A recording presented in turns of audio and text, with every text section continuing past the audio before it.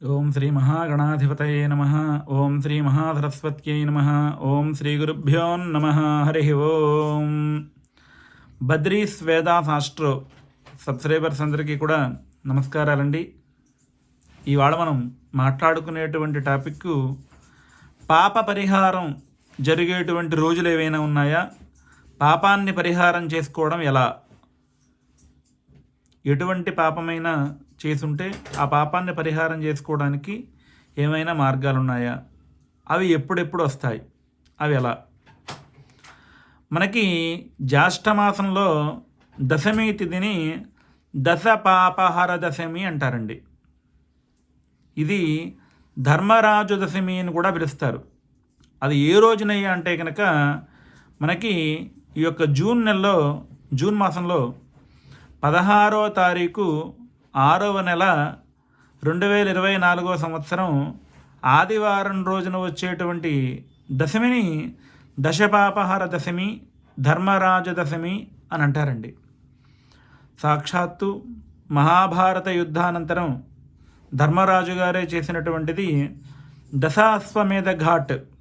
వారణాసి క్షేత్రంలో దశాశ్వమేధ ఘాట్ అంటే 10 అశ్వమేధాలు జరిగినటువంటి మహోత్తరమైనటువంటి పుణ్యప్రదేశంలో సాక్షాత్తు ధర్మరాజు గారు తన యొక్క సోదరుడైనటువంటి భీముడు, అర్జునుడు, నకులుడు, సహదేవుడు మొదలుకున్నటువంటి 5 పంచపాండవులు కూడా ఆచరించినటువంటిది దశపాపహర దశమి.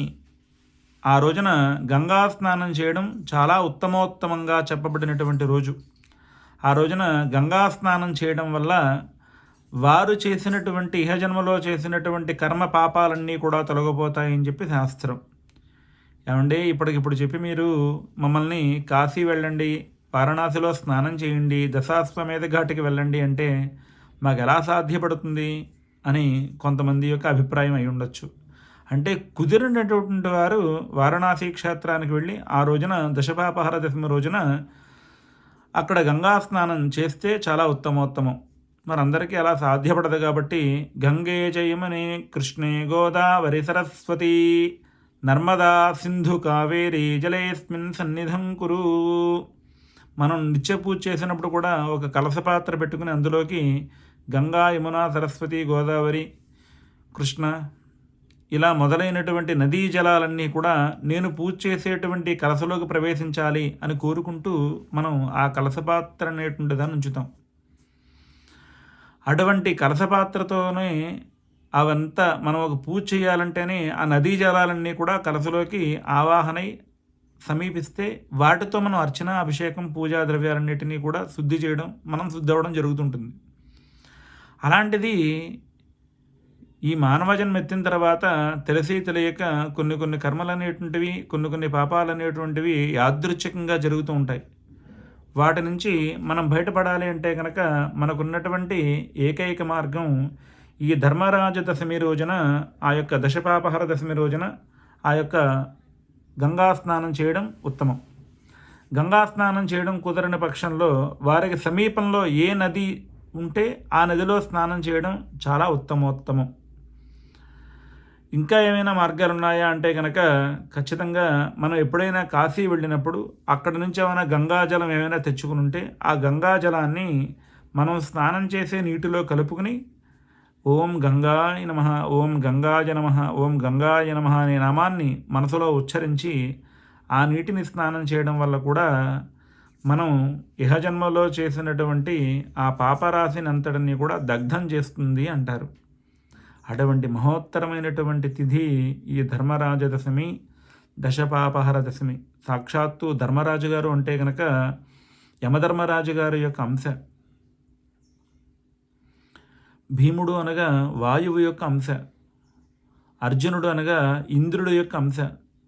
ఇలాంటి మహానుభావులే మనం ఎలా బ్రతకాలో, ఎలా తరించాలో మనకు చెప్పినటువంటి మార్గాలు చాలా చాలా ఉన్నప్పటికీ మనకి పంచాంగంలో మనం చేయదగ్గ అంశాలు ఏవైతే ఉంటాయో అలాంటివి చేసి ఆచరించి తరించడానికి మనకు కొన్ని మార్గాలు వారు పెట్టి ఏర్పాటు చేసి ఉంచారు.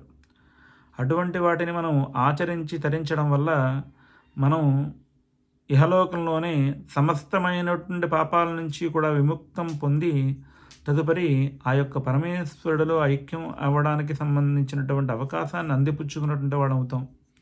అంటే పాపమనో కర్మనో ఎవరో కావాలని చేయరండి, అవి యాదృచ్ఛికంగా జరుగుతూ ఉంటాయి.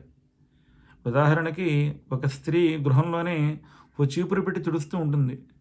తెలియక కొన్ని సూక్ష్మజీవులు, అంటే చీమల కన్నా కూడా ఇంకా సూక్ష్మమైనటువంటి జీవులు ఏవైనా ఉంటే కనుక వాటికి హాని కలుగుతుంది కదా. అటువంటి తెలిసి తెలియక చేసినటువంటి పాపాలన్నిటినీ కూడా విముక్తం పొందగలిగినటువంటి చాలా సులభమైనటువంటి మార్గం మనకి మహాభారత అంతర్గతంగా ఆ యొక్క వ్యాసుడు మొదలైనటువంటి వారు చెప్పినటువంటి తీర్పు ఈ యొక్క ధర్మరాజ దశమి రోజున దశపాపహార దశమి అని మనకి పెద్దలు పెట్టి చేసి ఉన్నారు. కనుక ఆ రోజున అవకాశం ఉన్నంతట్లో కాశీ వెళ్ళలేకపోయినా పర్వాలేదు, కనీసం దగ్గరలో ఉన్నటువంటి ఏ నది ఉంటే ఆ నది, మాకైతే దగ్గరగా రాజమండ్రి గోదావరి నది ఉంటుంది, అక్కడైనా పర్వాలేదు, మేము అక్కడికి ఇక్కడికి ఏ నదికి మేము వెళ్ళలేమండి, మేము చాలా దూరంగా ఉన్నాం అని చెప్పినేసి అంటే కనుక దానికి కూడా ఇబ్బంది ఏం లేదు. మీకు దగ్గరగా ఉన్నటువంటి నదీ జలాలని ఏవైనా మీ ఇంట్లో గృహంలో ఉండుంటాయి కాబట్టి వాటిని మీరు స్నానం చేసేటువంటి నీటిలో కొద్దిగానైనా ఒక చెంచాడనైనా కలుపుకుని తూర్పు దిక్కుగా తిరిగి ఆ గంగాదేవిని మనసులో స్మరించి, ఎప్పుడైనా మీరు గతంలో కాశీ వెళ్ళి ఉన్నట్లయితే కనుక ఆ కాశీ విశ్వనాథుణ్ణి, ఆ కాశీ గంగమ్మ తల్లిని, ఆ కాశీ క్షేత్రపు ఘాట్లని ఒక్కసారిగా మనసులో స్మరించుకుని అన్నపూర్ణాదేవికి, ఆ మణికర్ణిక ఘాట్కి కూడా నమస్కారం చేసుకుని ఆ రోజున చక్కగా ఆ నీటిని స్నానం చేయండి. మీరు ఇహజన్మలో చేసినటువంటి పాపాలన్నీ కూడా నివృత్తి చెంది ఆ యొక్క పాపరాహిత్యం ఏర్పడుతుంది. కనుక ఆ ప్రకారంగా చేసి ఆచరించి తరించండి. దయచేసి బద్రీస్ వేదాస్ ఆస్ట్రో ఛానల్ని సబ్స్క్రైబ్ చేయండి, లైక్ చేయండి, షేర్ చేయండి, కామెంట్ చేయండి.